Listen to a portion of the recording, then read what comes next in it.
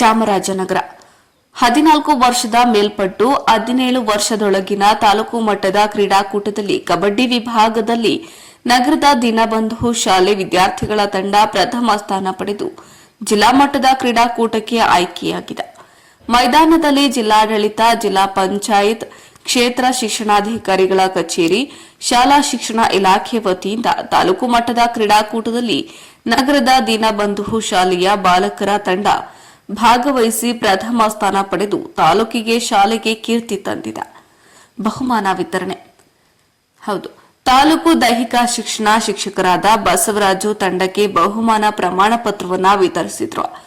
ದೈಹಿಕ ಶಿಕ್ಷಕರಾದ ಗುರುಸಿದ್ದಯ್ಯ, ಮಹೇಶ್ ಕುಮಾರ್, ಭಾಗ್ಯ, ಲಕ್ಷ್ಮಿ, ಮಹದೇವ ಸ್ವಾಮಿ, ತಗಡೂರಯ್ಯ, ಕಬಡ್ಡಿ ತಂಡದ ನಾಯಕ ಸಂದೇಶ್ ರಾಜ್, ಕಿಶೋರ್ ಕುಮಾರ್, ಗೋವಿಂದರಾಜು, ಶಿವಕುಮಾರ್, ಮದನ್, ಸಾಗರ್, ಮಂಜು ಇತರರು ಹಾಜರಿದ್ದರು.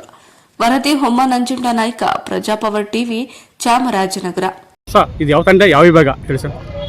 ಇದು ತಾಲೂಕು ಮಟ್ಟದ ಕ್ರೀಡಾಕೂಟ ಸರ್. ಇದು ತಾಲೂಕು ಮಟ್ಟದ ಕ್ರೀಡಾಕೂಟದಲ್ಲಿ ಬೆಳಗಿಂದ ಸುಮಾರು ಎಲ್ಲ 5 ಹೋಬಳಿಗಳಿಂದ ಗಂಡು ಮಕ್ಕಳು ಮತ್ತು ಹೆಣ್ಮಕ್ಳು ಎಲ್ಲರೂ ಕೂಡ ಬಂದಿದ್ದು 17 ವರ್ಷ ವಯೋಮಾನದ ಬಾಲಕರ